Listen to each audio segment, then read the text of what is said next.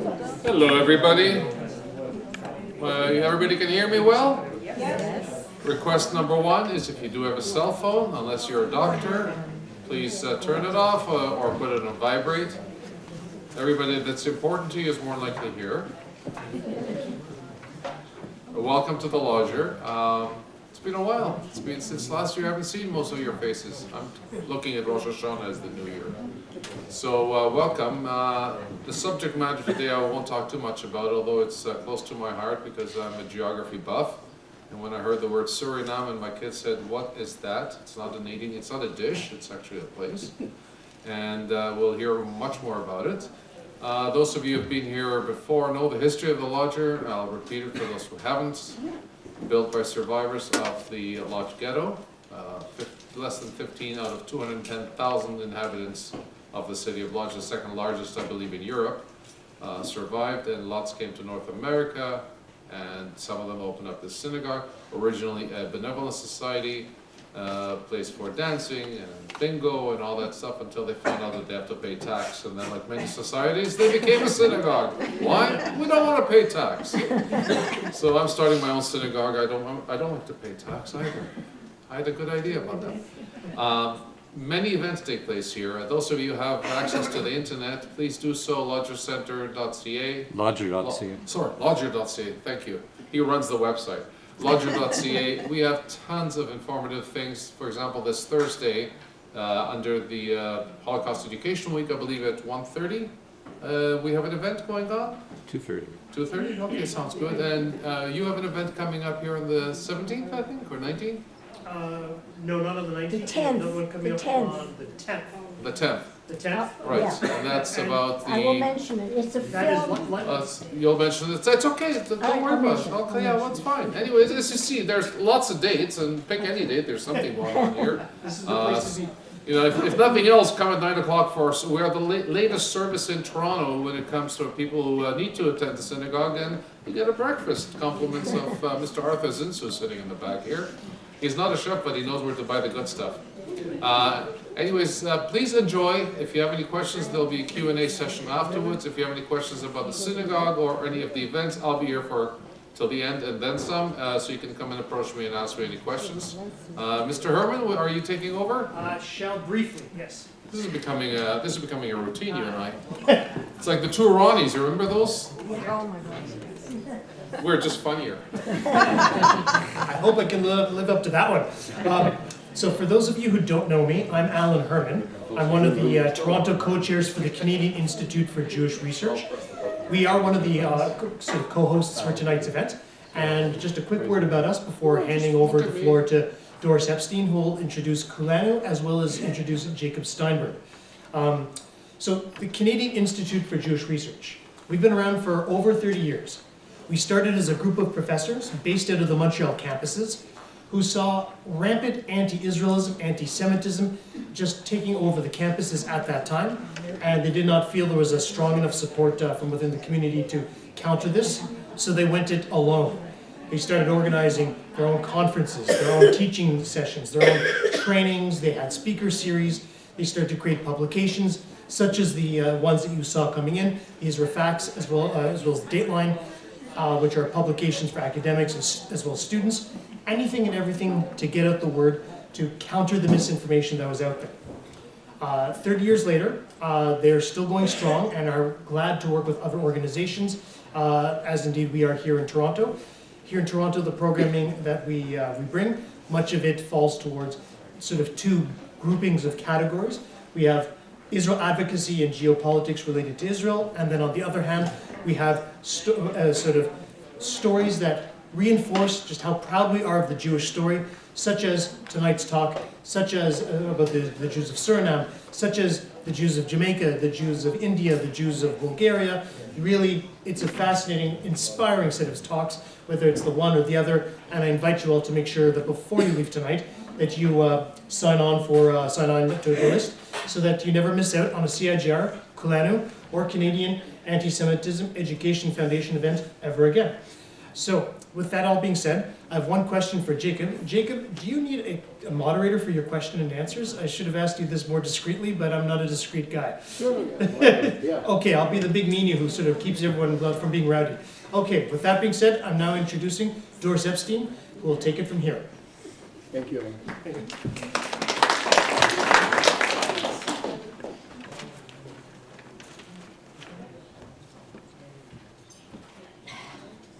I'm just looking at this one. Everybody here okay? The oldest existing Jewish community in the Americas.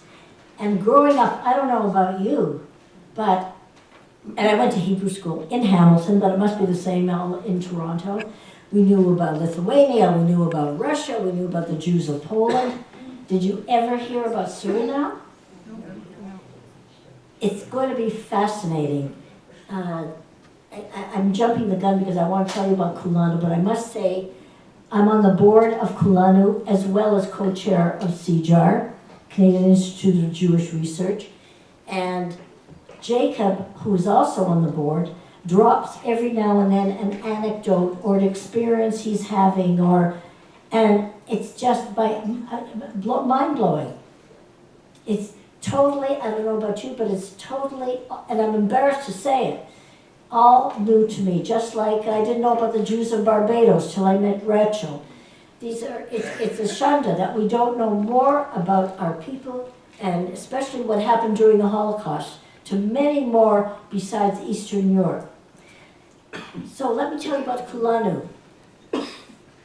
It was established in 2014 with two priorities. Firstly, to make the Jewish community aware of the diversity of our people, recognizing Jews come in all colors. Did you ever hear of the Jews of Ethiopia when you went to Hebrew school? Yes. Anybody? Not me. Not merely Ashkenazi or Sephardi, or even as Mizrahi. There are Jews who are African, Asian, Caribbean, Latino, and many more parts of the world.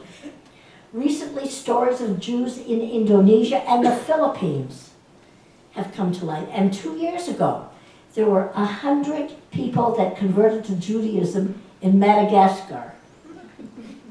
The second goal of Kulanu is to assist these emerging communities and diverse because they're isolated.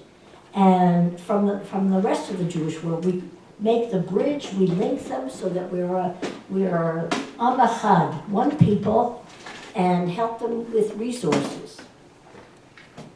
So, for instance, there's the Anusim, people who are descendants from Jews forcibly converted hundreds of years ago during the Inquisition.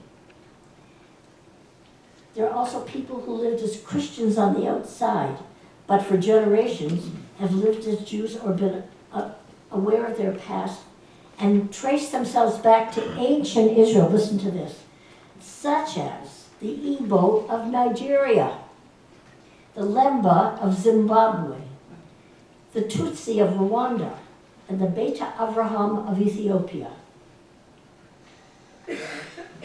Kulanu Canada has provided resources. You'll see challah covers from Ghana, from the Jewish community in Ghana for sale, by the way, for instance, on the table outside. And tonight you're going to learn about the small but very important and historically the oldest community in North America, the Americas, Suriname.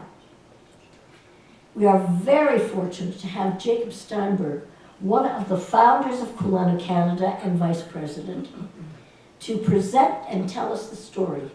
He's closely involved with that community. He visits extensively, frequently. He knows the history, the struggle for survival, and he's personally contributed, and he'll tell you how, in its development over the last 10 years. I also want to tell you, before we hear from Jacob, about the film, again, about the Greek Jews during the Holocaust, which how many people know about the Greek Jewish community, especially based in Thessalonica. 90% went to Auschwitz. Hundreds and hundreds, maybe a couple of thousand years, Jews lived in Greece. And the film is Life Will Smile. the Holocaust in Greece, and especially an island of Zakynthos, with the filmmaker coming. So it's going to be very special, November 10th, right here at 7:30. So get ready, because you're going to be fascinated by this insight and look and window into Suriname. Jacob Steinberg.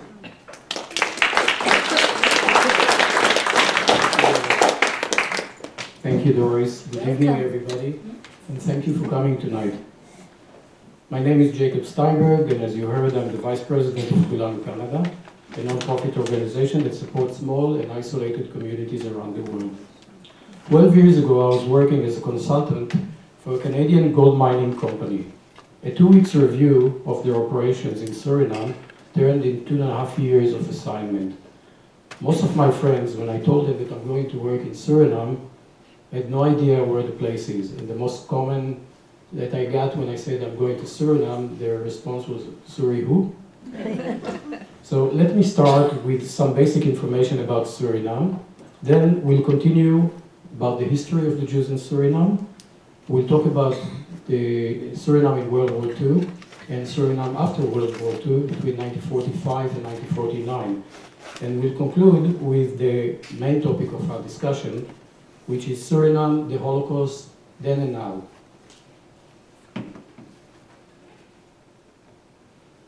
At the tip of South America, which is a Spanish-speaking continent, there are 4 countries that speaks 4 different languages other than Spanish. In the east, it is French-speaking French Guyana. In the west, it is English-speaking Guyana. In the south, Portuguese-speaking Brazil, and Suriname is a Dutch-speaking country.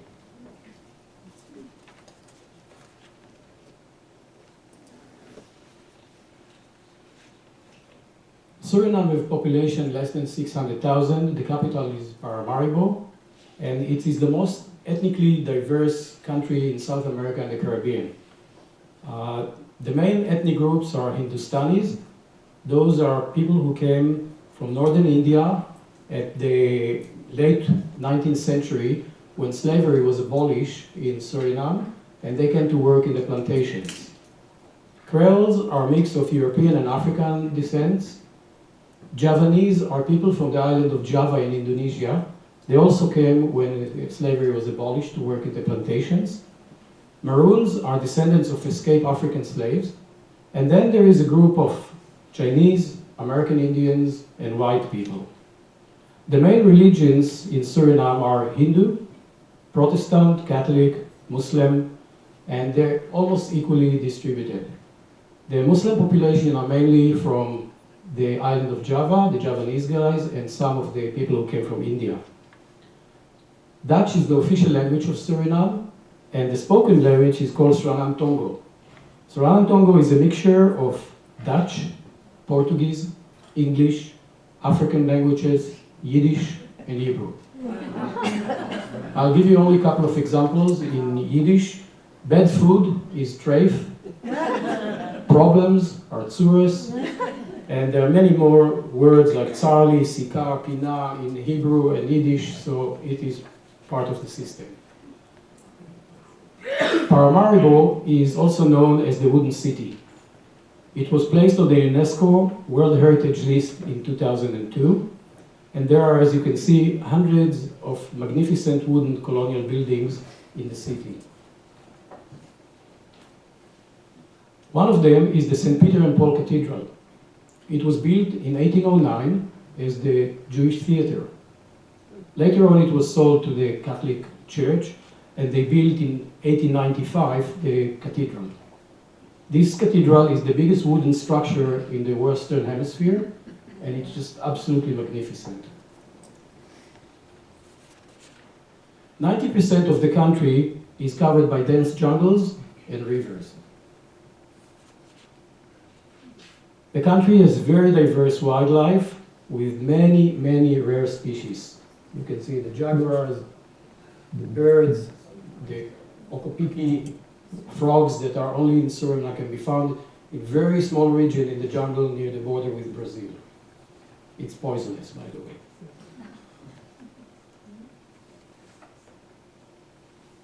"527 years ago, in 1492, the Spanish Inquisition began.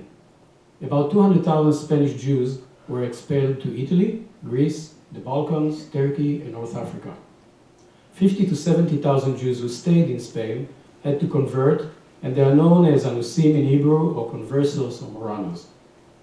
40 years later, Portugal introduced their own version of the Inquisition. Expulsion wasn't an option. Either convert or die. 90 years later, in 1581, the 4 northern provinces of Holland declared independence from Spanish rule. The first thing they did in order to poke the Spanish in the eye was to declare freedom of religion. At that time, it was a complete revolutionary concept in Europe.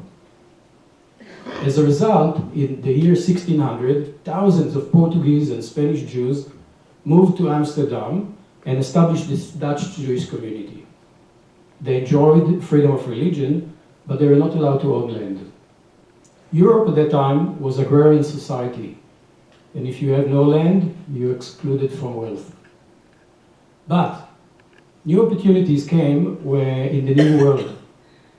Thousands of Portuguese Jews left Holland and other countries to the Dutch colonies that allowed them there to own land. In 1499, Suriname was discovered by the Spanish but was never settled. There were also 2 failed attempts, by the British to colonize Suriname until 1652, when Sir Francis Willoughby, the governor of Barbados, founded a permanent British colony in the island. However, for his big surprise, he realized that they're not the first European in Suriname. 13 years before the British came, the first group of Portuguese Jews who came from Holland, Portugal, and Italy settled in a place they called Torarica. They were not sponsored by any country. They were not Dutch, they were not sponsored by the British. They came on their own, and Torarica was about 60 miles down the Suriname River from the Atlantic Ocean. They cleared the jungle and started sugar plantations. Torarica became the first capital of Suriname.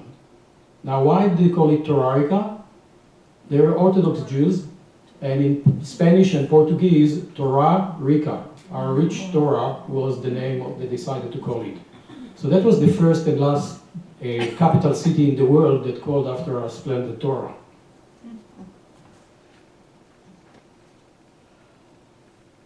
Even the Jews were not allowed at that time to live in England. The British policy was to encourage as many settlers in the colonies. So since the Jews were already the backbone of the economy in Suriname, they have the knowledge how to successfully plant, create plantations, and they had very good relationship with the American Indians. The British decided that they have to keep them there. And in 1665, they granted special privileges to the Jews, so they will not leave. They included freedom of religion that they didn't have in Europe, freedom to own land that they didn't have in Europe, freedom to have their own court of justice, and freedom to have their own private army, or civil guard, as they call it. These rights made the Jews of Suriname the only diaspora community to achieve complete political autonomy before the founding of the State of Israel. At that time, there was a war between the Dutch and the British in Europe, and they settled it in 1667 in an agreement, peace agreement that is called the Second Breda Treaty. Part of the deal was a swap of land. Suriname was given to the Dutch, and New Amsterdam was given to the English. As you know, New Amsterdam is what today New York City. So in retrospect, it looks like the worst real estate transaction ever. But for the Dutch, at that time, it was the deal of the century. And the reason was sugar. Sugar was the most valuable commodity at that time. better than gold. There are more than 100 ships going between Suriname and Holland, moving sugar canes to thousands of factories, small factories that process the sugar cane and employ tens of thousands of people. Once the sugar was processed, it was distributed by the traders, the Dutch traders all over Europe. So everybody who was involved in the supply chain of sugar became very rich. So after 15 years of British colonial rule, the colony changed hands. Now the Dutch feared that the Jews will leave with the English to the other colonies in the Caribbean. So they kept the special privileges that the Dutch received before, plus in 1669 they allowed them the right to establish Jewish colony known in Dutch as the Joden Savannah or the Jewish Savannah. With all those privileges, the Jews felt that here, in the middle of the jungle, they found the true promised land. They called it Jerusalem on the riverside. And here in the middle of the Amazon jungle, they started building their own Jerusalem. If you come today to the remains of the Joden Savannah, you can see the sign that says, "Welcome to the Joden Savannah, the former residence of the Portuguese Jewish nation in Suriname," also known as Jerusalem on the riverside. The Jews built a synagogue there. It's called Bracha v'Shalom, blessing and peace. And then their population started to grow up very, very fast. If in 1694 there were 570 Jews that owned 40 plantations, 43 years later, there were about 2,000 Jews. 800 of them owned 115 plantations. The plantations owned only by Sephardic Jews. The Ashkenazi Jews were not allowed, according to the deals that were British, the special privileges that they got, they should be only Portuguese or Sephardic Jews owning the plantations. The plantations were given biblical names. So if you look at the map of that time, you can see that Carmel, Beit El, Hebron, Beersheba, Machanaim, Gilgal, Goshen, Sukkot, I can go with 150 names, and you think that you are in the promised land because all of them had biblical names. On Shabbat and the holidays, the Jews from the plantations used to come by boats to the Joden Savannah, to the Jewish Savannah, and celebrate and socialize. The historian Robert Cohen, in his book Jews in Another Environment, wrote that the most important Jewish center in the Western Hemisphere during the 18th century was the great colony Suriname. There, Jews formed perhaps the most privileged Jewish community in the world. The Jews in Suriname was very successful and very rich. For 100 years, the Jewish Savannah was a flourishing community. The success attracted hundreds of Jews from Holland, mainly Ashkenazi Jews, but they were not allowed to own land, so they became petty traders and merchants in the new capital, Paramaribo. Between 1765 and 1795, social, political, and financial changes caused the collapse of the Suriname's sugar plantation-based economy. The Jews moved to the new capital as they closed the plantations, Paramaribo, and they returned to the Joden Savannah, or the Jewish Savannah, to celebrate the high holidays until September 1832, when a big fire reduced the buildings to ashes. Within few years, the jungle overgrew the remains of the Jewish Savannah. The Jews arrived in the 17th century, settled in Paramaribo, and built two synagogues. One was Ashkenazi and one was Sephardic. This is the Sephardic synagogue, Neve Shalom, that's the Tzedek v'Shalom, Justice and Peace, which is built in 1735. That is how it looks like today. It's still standing. The content of this synagogue was moved to the replica that was built in the Israel Museum in Jerusalem. So in 2009, all the content, the Aron Kodesh, the bima, the furniture, everything was moved, and you can see it now in the Israel Museum in Jerusalem. So, since the Jews moved to the capital city of Paramaribo, in 1825, the special privileges of the Jews were terminated by the Dutch crown.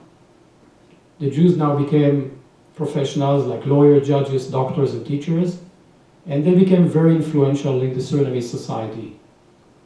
However, the Jewish population started to decline and declined fast. If in 1737 they had 2,000 Jews living in Suriname, by 1938 there was only 600.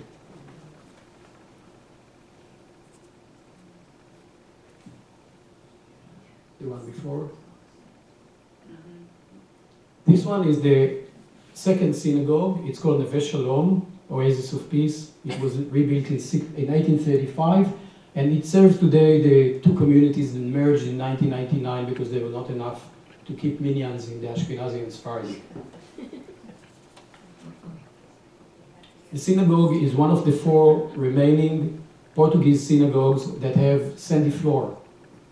The other 3 are in Curacao, Jamaica, and St. Thomas. Now we move to, when we know about Suriname and the history of the Jewish community, we will look at Suriname in World War II. Tiny Suriname was the world's major supplier of bauxite, which is the primary ore for aluminum. After the Second World War outbreak in September 1st, 1939, the United States could not afford losing the major bauxite supplier. Without aluminum, aircraft and shipbuilding production could have been stopped. The first alarming sign of what's things to come happened on May 10, 1940. It's the day that neutral Dutch at the time fell to the German forces. A German cargo ship named the Goslar was sank by the captain in the middle of the Suriname River in an attempt to block the flow of bauxite out of Suriname. So you can see, this is the Goslar over there. The captain put it from a position from horizontal to parallel to the center of the river and sank it. And that's how it looked like today. It's still lying down in the Suriname River. Its neighbor of Suriname in the east, French Guyana, was now also controlled by the pro-German Vichy government. They could cross the Maravane River, which is the border between the two countries, and within an hour they could occupy and destroy the unprotected bauxite mines in eastern Suriname. In addition, thousands of German immigrants sympathetic to the Nazis were in Brazil and neighboring countries. So the threat was real. As a result, on September 1st, 1941, President Roosevelt offered Queen Wilhelmina, the exiled Queen of Holland, she was in Ottawa at the time, to station 3,000 infantry and anti-aircraft troops to defend Suriname. It was 3 months before the Japanese attack on Pearl Harbor.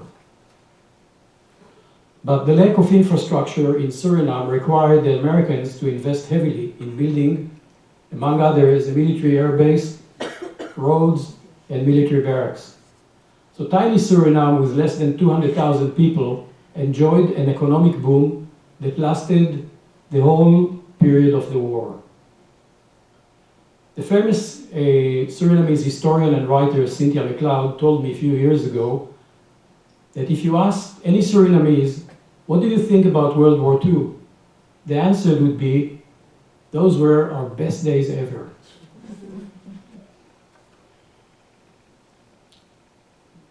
In July 1938, the Evian Conference was convened in France to discuss the refugee problem created by the fleeing Jews from persecution by Nazi Germany. It was initiated by President Roosevelt from the United States. The conference was attended by representatives of 32 countries. Adolf Hitler responded to the news of the conference by saying that if the other nations would agree to take these criminals, the Jews, he would help them to live on luxury ships. But the conference was ultimately doomed. The 32 participating nations failed to come to any agreement about accepting Jewish refugees fleeing the Third Reich. After the conference, Hitler got on stage and said, well, obviously, if no one cares about the Jews, why should I? Many historians agree that the failed of Evian Conference was unfortunately seen by Hitler as a green light to his genocide.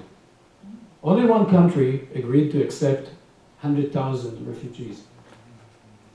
The country was the Dominican Republic, a small and impoverished country of population 1.6 million in 1939. The country was ruled by a dictator, but they issued 5,000 visas immediately, but the vast majority of the recipients didn't reach the country. Why? For three reasons. One, it was hard to get out of occupied Europe at that time. Second, there were no direct ship lines going from Europe to the Dominican Republic. And third, President Roosevelt undermined the plan as he feared that the Dominican Republic is too close to the US and ultimately those refugees will come to the United States.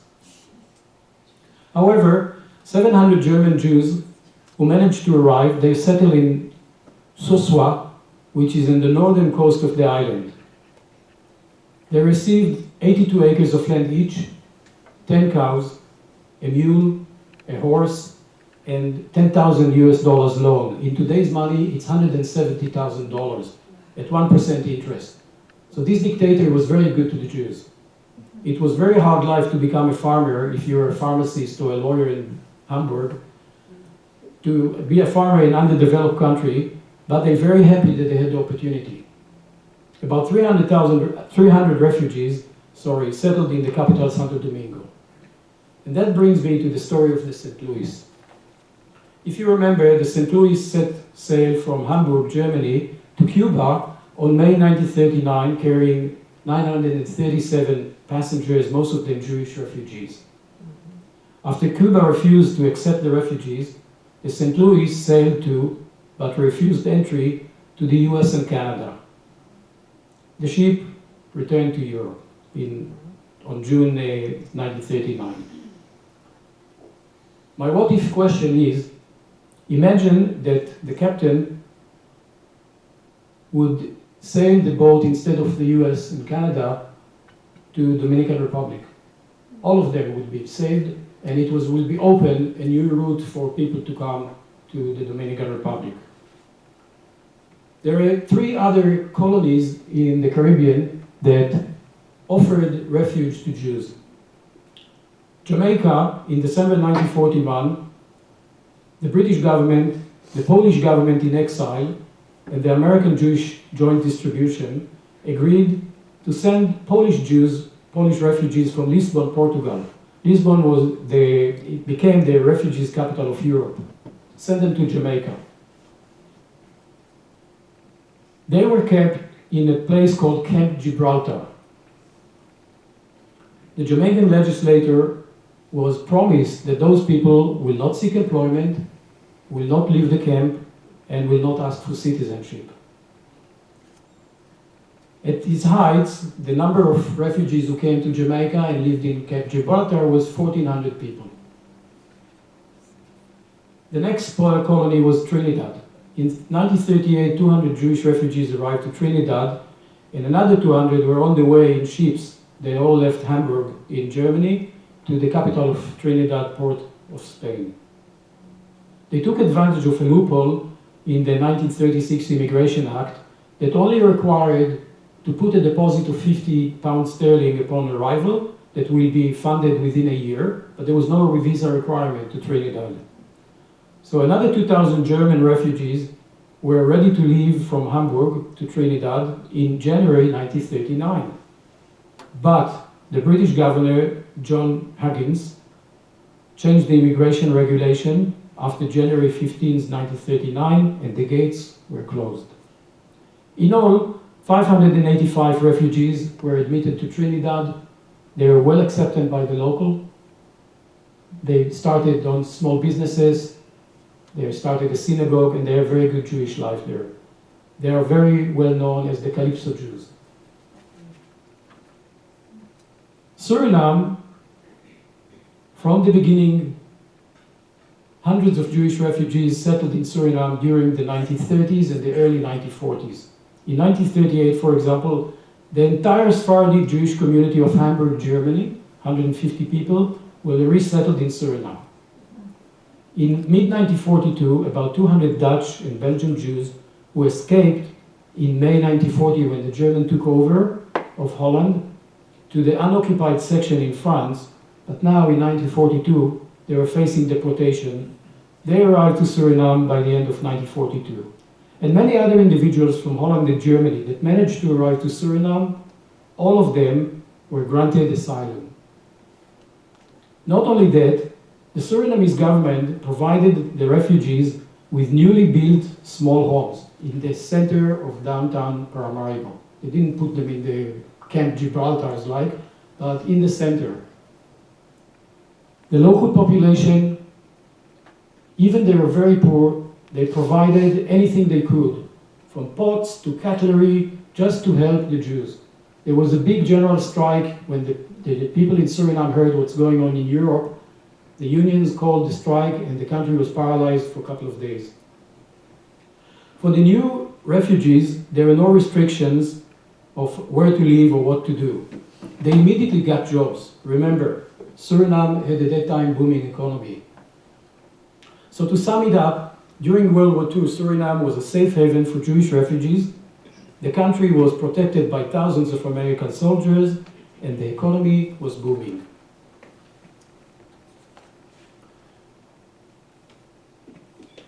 Before. When refugees arrived to Suriname, before they got the houses, they used to live in this villa until the government built them the new small homes. And that was where they get all the whatever they need, food and support and language courses and whatnot. So that was part of the pictures that I found from that days in Suriname, how the Jews were treated, the refugees were treated. Now we are moving to 1945 to 1949. The war was over, and we will talk about the Saramacca plan. It was an attempt to settle 30,000 Jewish refugees in Saramacca. So at the end of the war, there were between 7 to 11 million displaced persons, or DPs as they're known, in camps scattered in Germany, Austria, and Italy. Among them, there were 250,000 Jews, most of them, 175,000, in Germany DP camps. With the British restrictions on immigration to then Palestine and slow acceptance of Jewish refugees in Western countries, for example, it took the Americans until 1948, 3 years after the end of the war, to accept 80,000 Jews from DP camps. In Canada, in a discussion of how many Jewish refugees should be allowed to come to enter Canada after the war, an anonymous Canadian government bureaucrat offered the now infamous reply, "None is too many."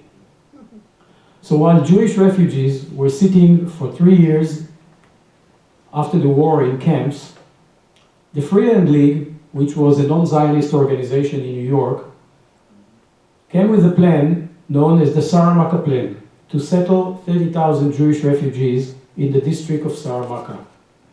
Most people haven't heard about Saramacca. Saramacca is a district in Suriname. If this is the capital Paramaribo, this is the Saramacca district. So it's a big, big piece of land, or district, or like state in Canada. And in 1946, there were only a couple of thousand people living in Saramacca. Not many people, but lots of deadly snakes, jaguars, monkeys, and many exotic birds, such as the cock of the rock and toucans, and many more. In 1946, the Saramacca district was isolated. There were very few roads, if any, in the jungle, and there were no bridge over the Saramacca River that would connect the capital Paramaribo that was only 50 kilometers away from the Saramacca province. Even today, there are less than 18,000 people living in Saramacca. So, in 1946, the League met with high-ranking Dutch officials to discuss the idea of resettling the 30,000 Jewish refugees in Saramacca. In February 1947, the League was informed that the local Surinamese government, or parliament, had no objection to the proposed Jewish settlement. Remember, the Jews were the founders of Suriname, and they are very well respected by the locals. In April 1947, a delegation headed by Dr. Steinberg, he was the co-founder of the Freeland League, was sent to Saramacca to study the land and development plan for the settlement. The League also secured $35 million from American donors. In today's money, it's $475 million. That was supposed to fund the settlement. It meant there was no cost to the host country, Suriname. So soon after, the Surinamese government signed the agreement for providing 30,000 Jewish settlers the right for autonomy, where Yiddish would be the language of education.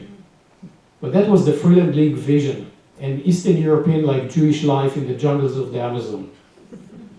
As the news broke, Jews in the DP camp in Vienna, Austria, announced their eagerness to leave for Saramacca.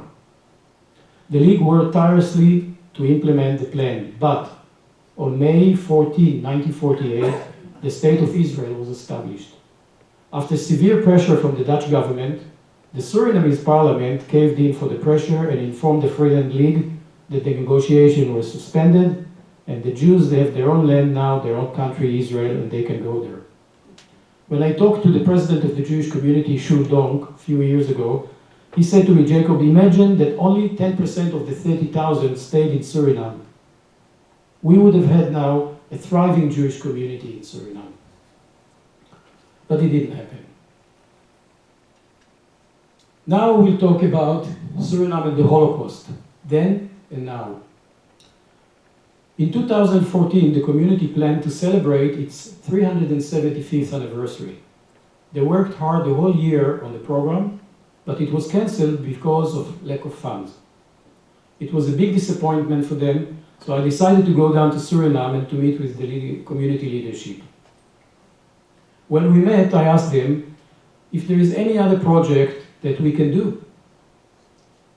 To my complete surprise, the community president, Shul Dong, said to me, for the last 50 years, we wanted to build a memorial monument for the Surinamese Jews who died in the Holocaust, but we couldn't afford it. Now, 70 years after the end of World War II, it is our last chance. Either we do it now or never. I asked him, Shul, you are in South America, the Holocaust was in Europe. Can you explain to me? He told me that more than 15% of the Surinamese Jewish community died in the Holocaust. He said Suriname was a small country.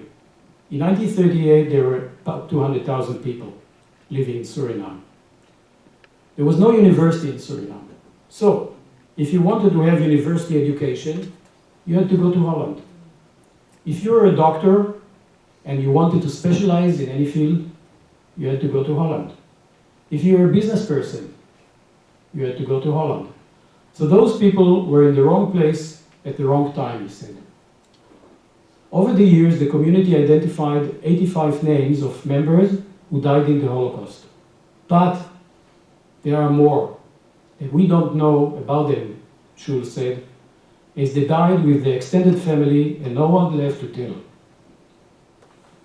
We decided to meet with the best architect in Suriname. He is a Dutchman who lives in the country for more than 30 years, and he's a good friend of the Jewish community. The architect, his name is Philip, asked us to come in a few days so we have time to think about his proposal. In the next meeting, he presented to us his idea. I thought it was brilliant. He explained to us that it is a complicated process to build a monument because, for example, the granite stones have to be purchased and shipped from China. Then they have to be engraved. And then there's the construction process, etc., etc. So he offered us to consider a turnkey operation. Since he knows all the good players in the industry, he said, I will take care of everything. You will only charge us the cost. You will not make profit. The cost was estimated about $15,000 US. When I asked him, Philip, why do you do it? He said to me, my grandparents were both members of the Dutch underground during the war. They were both captured by the Nazis and were executed. So he said, for me, To design and build a monument is a honor. And doing the project for the community, it's a mitzvah. He's a very good guy. After the meeting, Schuld asked me, Jacob, can you help us in this project? I couldn't say no. I agreed, not knowing what I'm getting into. There are two major challenges. One was the money. How do I raise 15,000 US dollars? And the second one, how do we come with a complete and accurate list of the victims? You know, monument is not a blackboard that you can find, add name, delete name, you know. You have to come with very specific, complete and accurate list. So start with the money. When I told Shul that raising $15,000 will be a challenge for me, I said I could raise $1,000 or $2,000, but $15,000 is a little bit different. Shul, who is a very optimistic guy, and my friends Jonathan and Oli met him and helped him very much to the community, thank you very much. He smiled and said to me, Jacob, don't worry, Hashem has its own ways. I said, yeah, I heard about it. 2 days after my return to Canada, I received an email from a guy named Jerry. He wrote to me that he is currently in a tiny Caribbean island called St. Eustatius. Never heard about it. He said there are only 3,500 people on the island. He's doing a research on the old Portuguese Jewish cemetery on the island. He said there are no Jews left and there's nothing to do at night. So at night I'm busy searching the internet to see if there are any other Jewish communities in the area. And he found the Suriname Jewish Community website, so he called. After answering all his questions about the community history, he asked me about the Jewish community life today. I told him about the new project, and he asked me, what is the cost involved in this project? I said $15,000. And Jerry asked me, how much money did you raise so far? I said, nothing. So he said to me, okay, I'll donate $4,000. He told me that, I asked him, you're a very generous guy, you know, why are you doing that? And he said, I'm the president of the Jewish American Society for Historic Preservation, he said. I was born in Bergen-Belsen. My parents were both Holocaust survivors. My father, he said, died when I was 4 years old from the diseases he got while he was in Dachau. And he said, I cannot let this project go away. A week later, I received another email from a guy in Colorado who read an article about the Suriname Jewish Community somewhere, going through the same process, questions, answers, and he decided to donate $4,000. And a lady from New York donated $2,000. So within 3 weeks, I had already $10,000 to complete, from complete strangers that knew nothing about Suriname and didn't even know where it is on the map. So I called Shul, the president of the community, and I told him, Shul, you're right, Hashem has its own ways. The rest of the money was raised from about 50 individuals from all over the world, and now, a month later, we were fully funded. The second challenge is the complete and accurate list of the victims. So I did the obvious thing. I emailed Yad Vashem in Jerusalem, explained to them what we are doing, and I said, does anybody can help us? Can you assign the person to help us in what we're doing? There was no response. So I emailed to the Washington, D.C. Holocaust Museum, the same kind of email, no response. I called to both of them, left voice messages, nobody returned my phone calls. The clock was ticking. Few months went by with no progress. I really felt the pressure.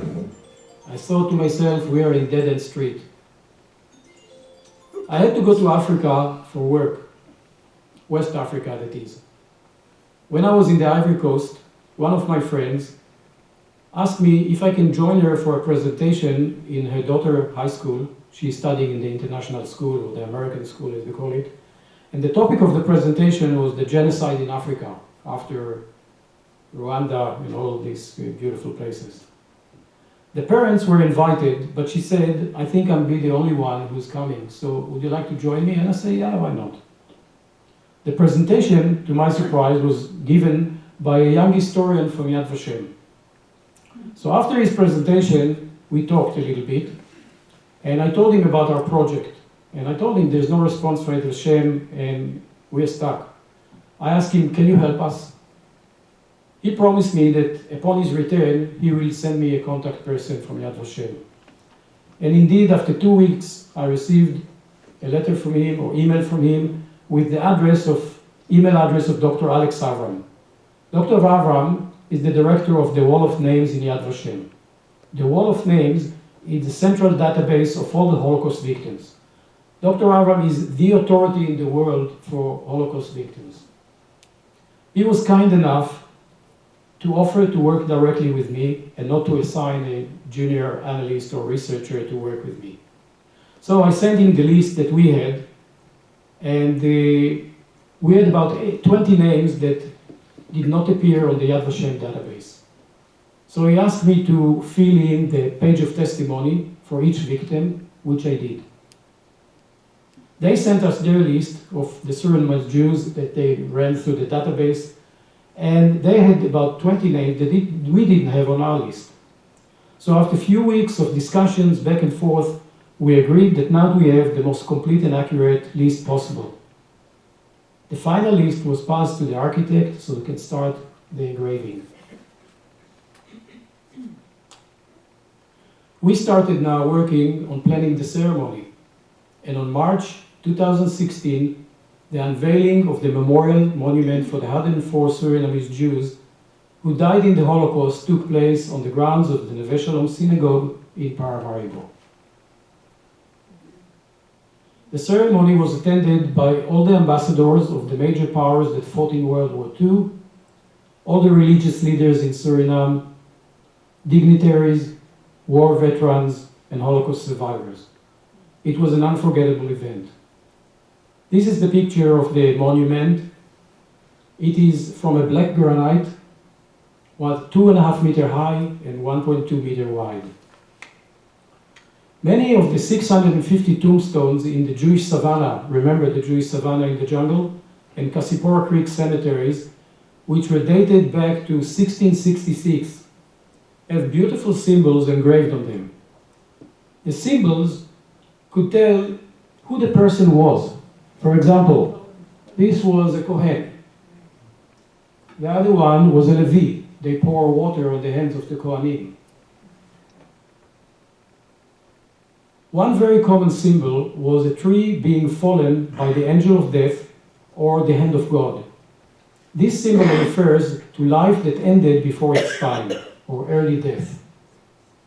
Our architect decided to use the same symbol that their ancestors used for hundreds of years in our memorial, in our monument, as the victims died, all of them, before their time. So you can see here, there's the same theme of the fallen tree. This is one of the tombstones that I took pictures just to show, to illustrate it. And those trees that fallen at the top are symbolizing, again, the early death. The monument on the other three sides has the names, the family name, date of birth, date of death, and the camp that the people died. Statistically, you can see that 53% murdered in Auschwitz, 20% in Sobibor, 4% in Bergen-Belsen, 3% in each Dachau and Theresienstadt, and 17% in other locations.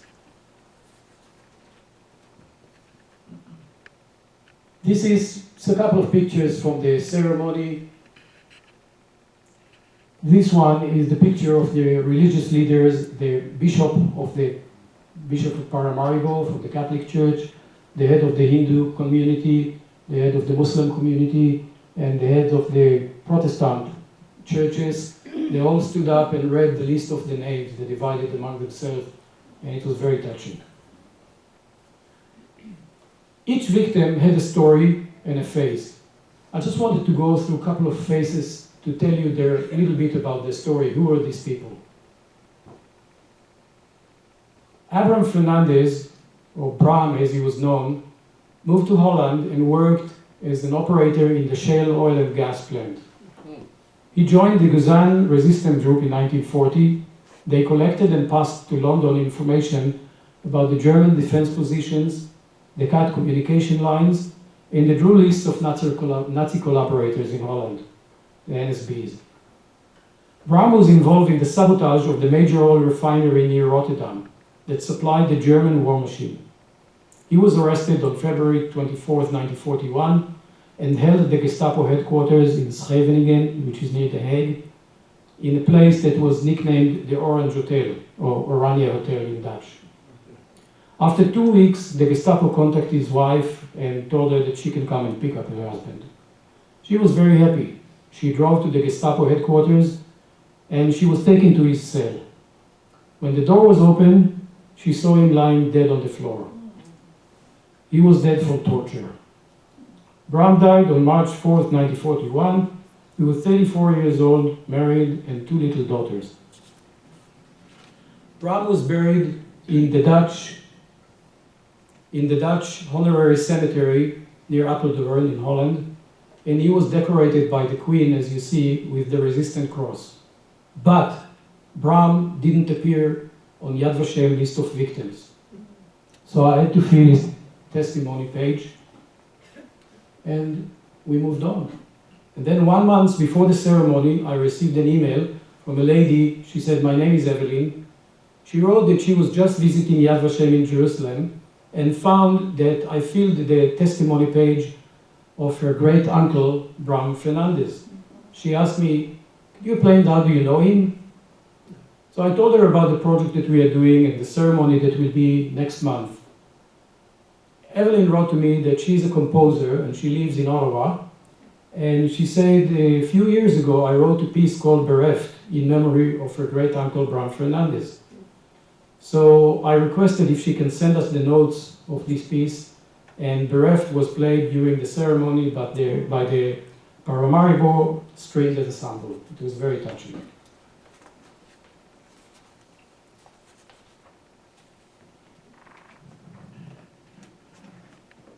Says that the battery's dying, but find out.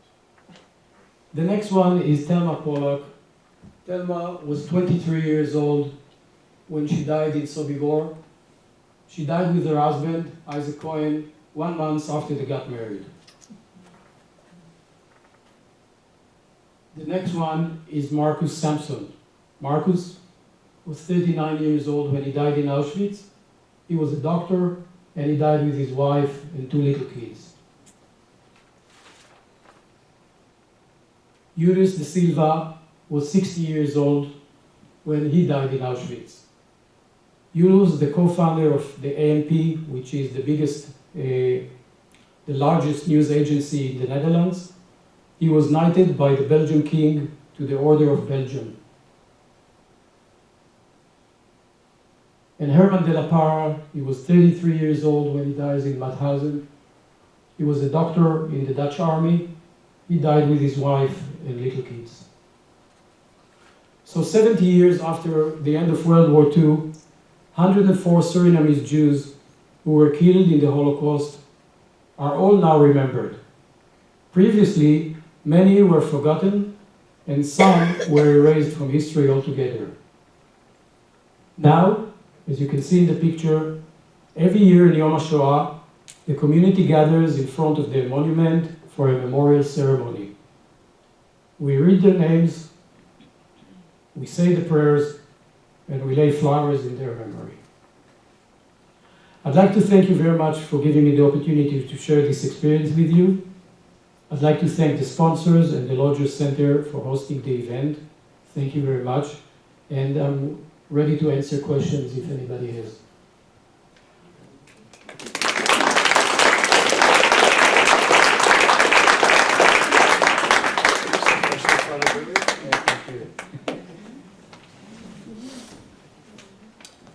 Yes, Jacob, please. you've invested so much of yourself into this, and I know you're back and forth.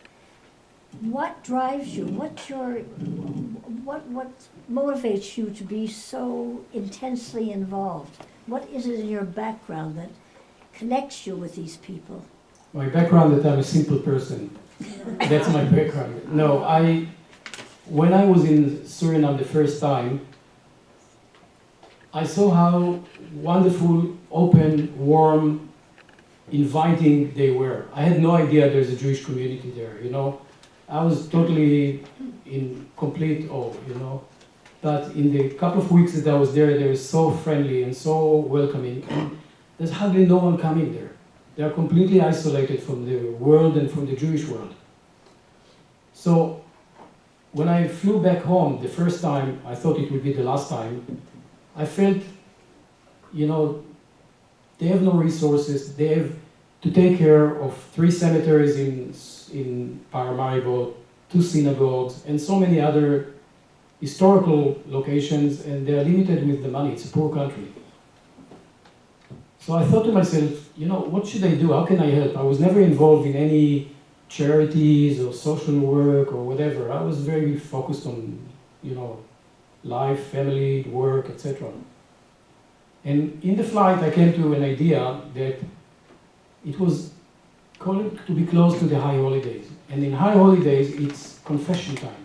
All my friends confessed how frustrated they are with the new bill of the synagogue that they have to pay. The prices are so expensive. And I said, you know, here, I have an opportunity. I will offer all my friends that start to complain about the fees of the synagogues to become members in Suriname, in the beautiful synagogue. And I said it will be only high, only $18. And if you want to be a lifetime member, it will be $180. You can have all the rights like anybody else in the synagogue. The only problem is you have to come for service to fly to Suriname. But I started to promote it just to raise some money to help them. And slowly, you know, I had to go back, and as I said, for 2.5 years I'm back and forth.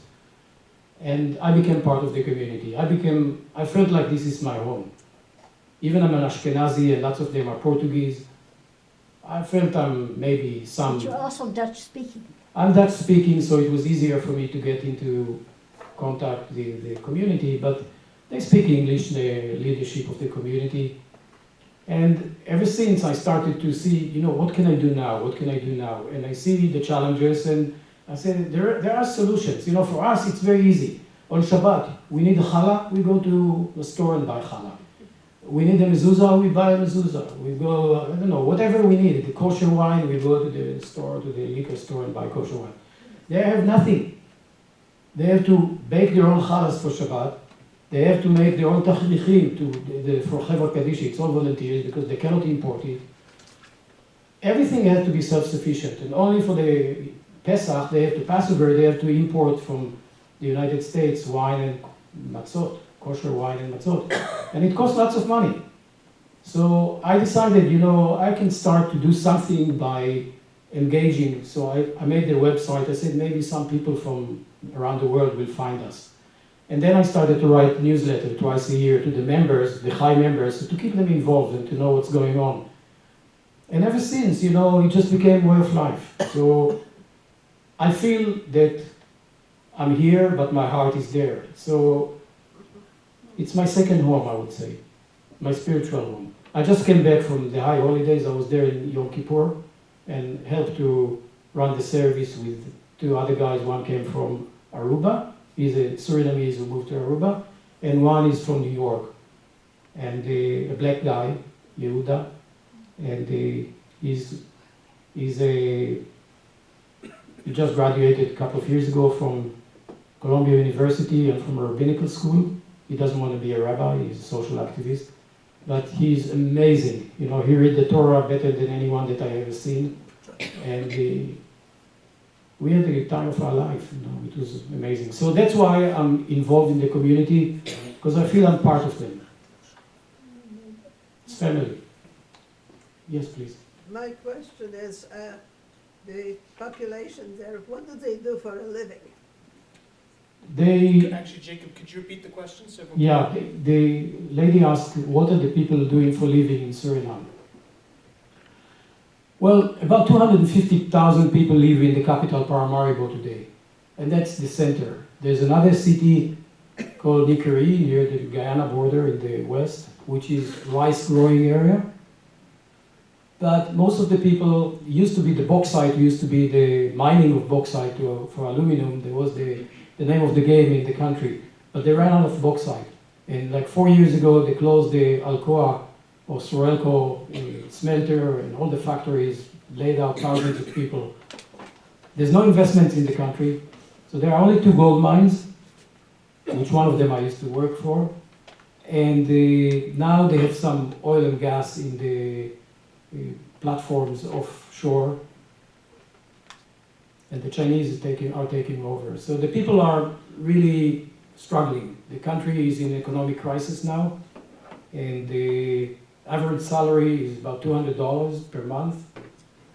So life is not easy, but they're very good people. The beauty of Suriname is also, just expanding a little bit, is that if you go to a neighboring country like Guyana, there are 2 ethnic groups, blacks and Hindustanis. They live with machetes. They don't get along at all. In Suriname, we have a very diverse group of people and everybody gets along with everyone. It just, I don't know, it's a symbol of unity and being together. They are mixed married, they're just happy. They're happy people and they live together in harmony.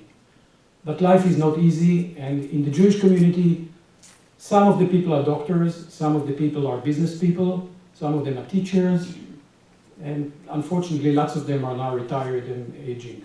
So the community is in a decline very rapidly. Yes, please.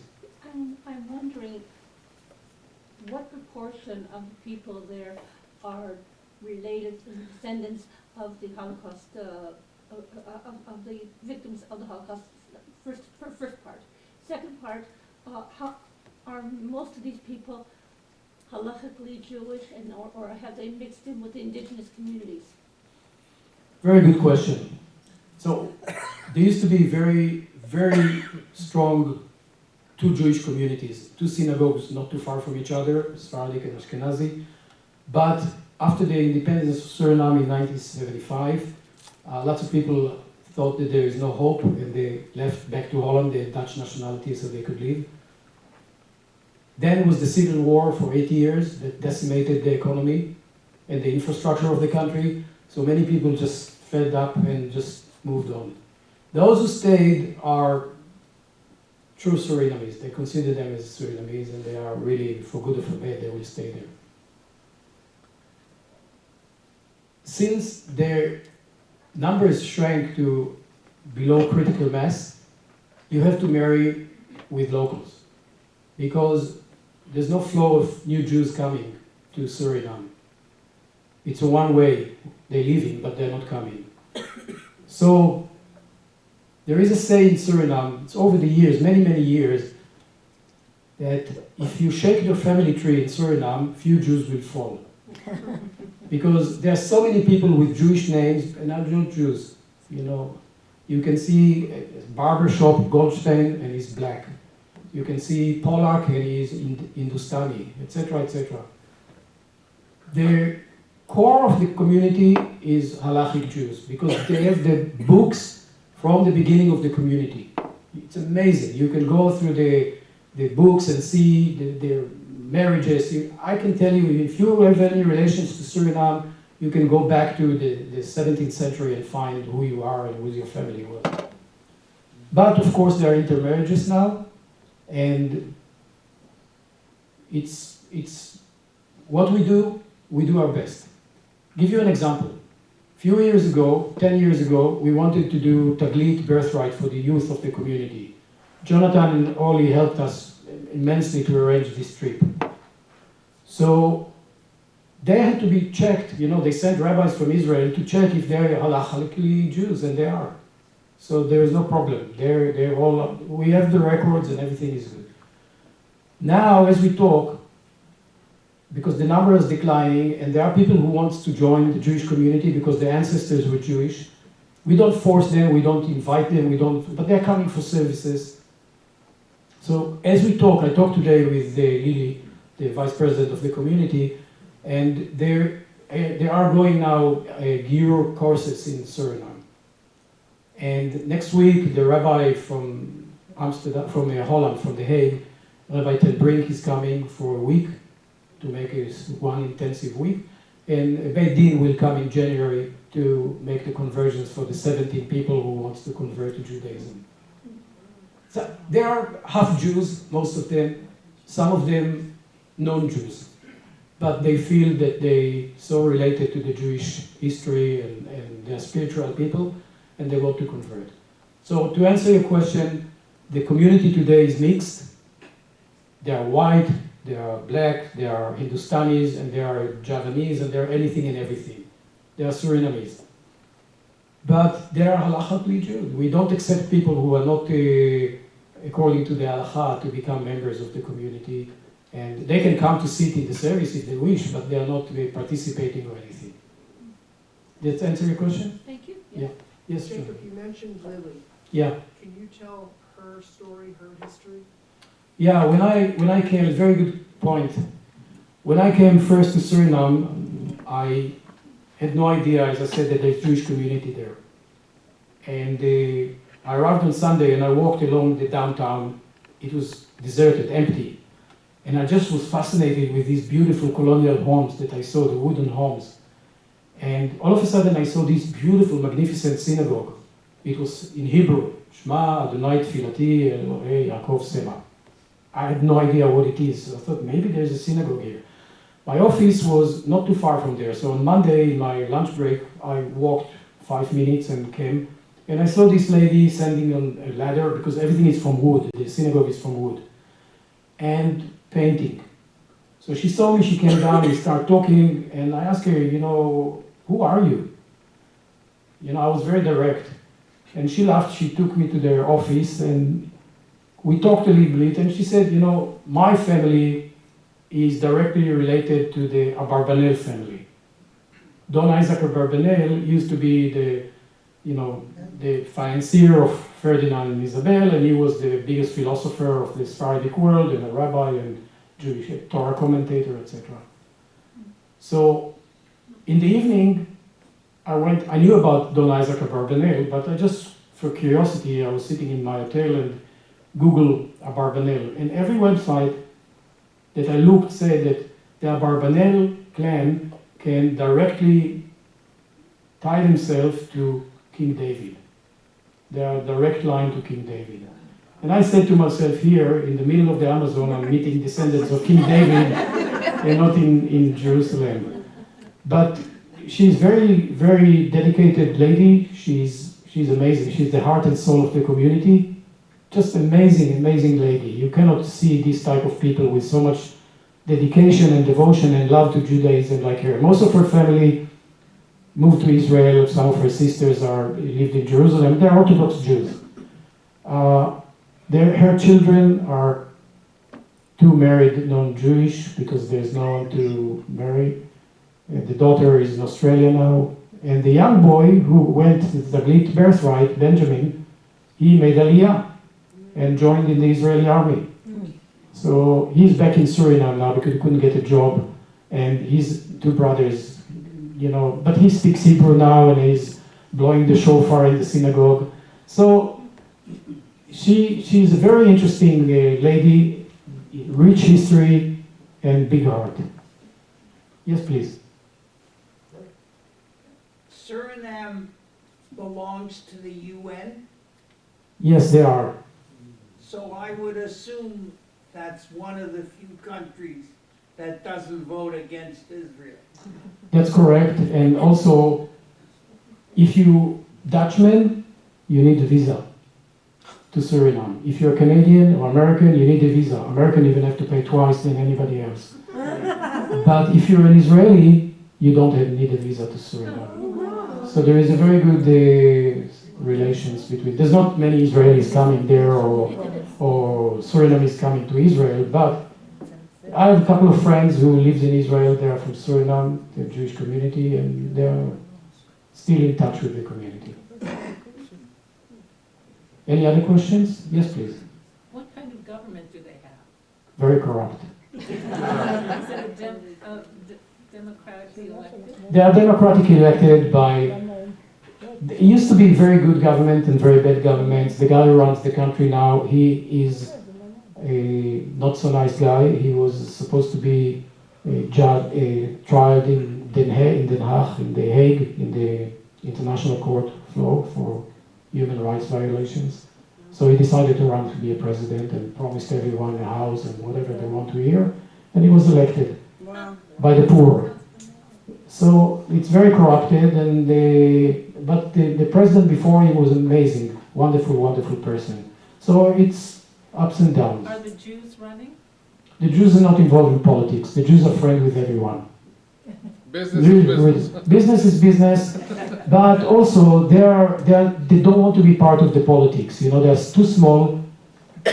One thing to mention: the Jews in Suriname never experienced anti-Semitism or discrimination. Until today, if you walk in the street, you see street after street named after Jewish people, or the Jewish White Street, the Rodenbredestraat, or whatever, you know.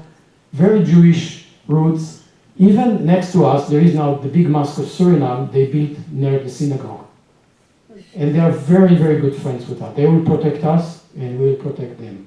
Because they are not Sunni Muslims, they are Ahmadiyya, which is a sect of a more pacifist kind of Islam. They are not a jihadist. But it doesn't matter, you know, the Muslim in the country are light Muslim, because they are from Indonesia, most of them. So there's no radicalism, and the Jews are friends with everyone. Everyone likes them, and they like everyone. We live in harmony, really. I mean, it's so unique and so special to see that, you know, I showed one of the people here, you know, I went to one of the stores to buy something, and I saw a sign said, "We are closed for Yom Kippur." I don't see in Toronto many stores closed for Yom Kippur. And everybody, all the employees get the holiday, and so the Jews are living safely and happily in Suriname. Yes, please. I have a question. Chabad generally is involved with so many communities around the world. How come that they are not involved with this specific community? You know, just for the holidays, even to send someone. It's a very good question. So I will answer you in two parts. First part, the community in 1999, when the two communities combined, because there was not enough people to run services in each of them, they decided, and also because of the demographics issue, that we have to be inclusive. We cannot, he is not or she is not Orthodox, so he will not be part of the community. So they moved from Orthodox to progressive, like in Holland. Having said that, still, the women sit in one side of the synagogue, the men sit on the other side, because that's tradition. But the community is now more liberal. The second portion of my answer is Chabad is coming, but unfortunately, I feel that they are like vultures. They are counting the heads to see how many left in order to take advantage. I don't have much of a respect to them in this area. They're coming mainly from Venezuela. And the reason is, there was a woman in Guyana, Jewish woman. There was only one woman and her son, Miss Ades. Her name was Ades. She was Egyptian Jew, lived there many years. And she passed away. And there's no cemetery, Jewish cemetery, no synagogue, no nothing. There's no even a minyan in Guyana. And we used to send them every Pesach, matzot and kosher wine. Chabad never offered anything, by the way. So when she passed away, we wanted to see who's going to bury her, where we're going to bury her. Chabad immediately said in Venezuela, "Oh, it's too expensive, we cannot afford it, we are busy with this and this. But we will make sure that 625 rabbis all over the world will say Kaddish for her. Thank you very much. She needs to be buried, not to say Kaddish for her." We called the board of directors, and there was a border strike between Guyana and, so we had to fly on a small airplane, the body to Trinidad, and from Trinidad to Suriname. The community poor, but they gathered, everybody put money, and they brought her and they buried her. And now, when I was in Yom Kippur, I was for 2 weeks, I worked in the cemeteries. to document, you know, the tombstones that are broken and we don't know who is there. And I saw Mrs. Ades' tombstone, beautifully done. So even if she was the only person, she got the respect. Chabad didn't show the respect, in my opinion. So I don't, and as long as we are progressive and they are Orthodox, there will be no wedding. No. That's pity. It is a pity, but you know, they are very focused on taking Yeah. the assets to their balance sheet rather than to take the people to their heart. Yes, please. Yes, Nora. Is tourism encouraged? Like, is there any tourists? Yeah, tourism is the I think the asset of the country. Why? Because it's untouched. As I say, more than 90% is pure jungles. There's no roads anywhere, you know, just between east and west, and the roads are not so good anyway. So the country is just pure jungles, virgin, you know, there's no logging like in Brazil and fires and whatnot. And it's unbelievable. You know, when my daughter Heather was 12, we went to a bat mitzvah trip to Suriname. And we went to a place called Kabalebo in the jungle. You have to fly with a very small airplane and land in the jungle. Until they built this small resort, like, I don't know, maybe 20, 30 people at that time could be there. Since creation, nobody lived there. There are no American Indians. There's nothing. Untouched. Just thousands of monkeys and jaguars and you name it, they're there. You know, it's just unbelievable to see the nature. But Surihu, nobody knows about Suriname. You know, it can be the best eco-tree travel ever, you know, to people. People don't know about it, and the government is mainly focused on tourism from Holland because of the colonial ties, and many Surinamese have families in Holland coming back and forth. But other than Dutch, very, very few American or few Belgian, and that's it. You know, there's hardly no tourists.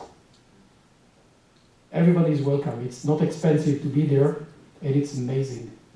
But in my opinion, that should have been the source of income for the country, because it's so beautiful and it's so untouched. You don't find anywhere in the, you know, it's like Costa Rica maybe 60, 70 years ago, without people. That's the difference. Yes, please. You should be their Minister of Tourism. That's quite the question. Is that it for questions? Did they ever build a third synagogue that nobody goes to? There used to be a third synagogue for the mulatto Jews, for the Jews that, you know, in the old days. And it was in a place called Shiva Plain. Shiva Plain is Shiva Square. Shiva. So it was set fire, I don't know, maybe 50 or 60 years ago, and they never rebuilt it. So there's only two. Old age home. Yeah. Yes, please. Any Jewish education for the children? No. That's one of the tragics. When I was there, I tried to, in my help, I tried to bring, so I brought a rabbi once for 3 months, and he did some Jewish education and stuff like that, and it was really good. But he came as a volunteer for 3 months, and there's no continuity. So you can start Hebrew lessons, and then you stop. You know, for 2 or 3 years or 4 years. So there's nothing left, you know, but there's not many kids left anyway, you know, that's the bad news, because many youngsters went to study in Holland, because still, now they have university, but they don't have many professions that you can learn. You know, if you want to be a dentist, you have to go to Holland, or a doctor, or many other courses. So they go and they don't come, and some of them moved to Israel lately. So the community, as I say, is shrinking. The kids are very few. There's only one guy who is now a teenage guy, and the parents wants to send him to Israel to study later on. So who knows? But with the Giurim, hopefully there will be, because some of them is young kids and stuff like that. So hopefully the continuation will be coming, because they're attending synagogue on a weekly basis, and there are some people who can teach Hebrew there, like Lily and her son. The services are in Hebrew, they still read Hebrew. The melodies are like the old Sephardic Portuguese, from the 17th century or the 16th century. So it's very interesting. But yeah, it is a challenge. And we try to do some. Once in a while, somebody said, "Can I be a volunteer?" I said, "Please come."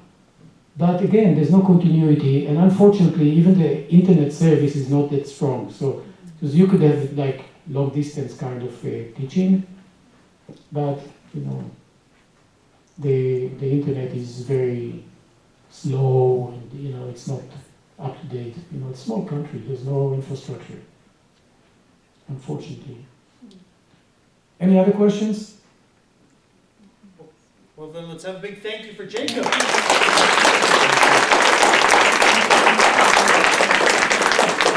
I'd also like to thank the Lodzer Shul, Kulanu, and Shirley Ann is here on behalf of the Canadian Anti-Semitism Education Foundation.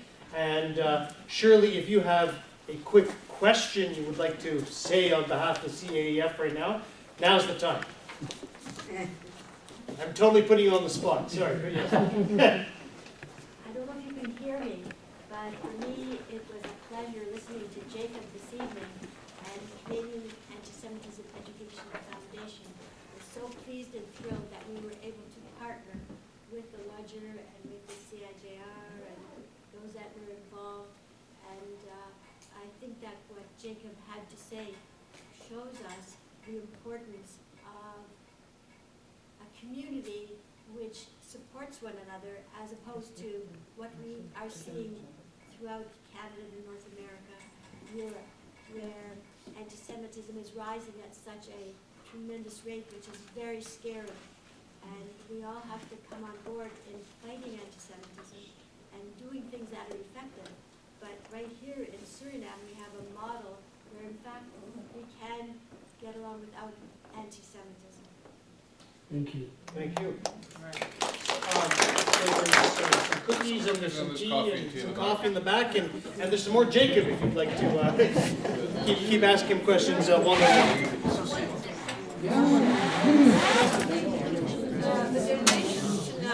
Oh, sorry, Dora?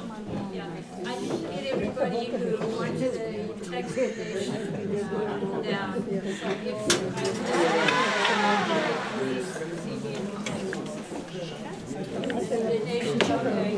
Everyone should go see Dora, one way or the other. How's that sound? Okay, that's What did she say? Oh, donate. I'm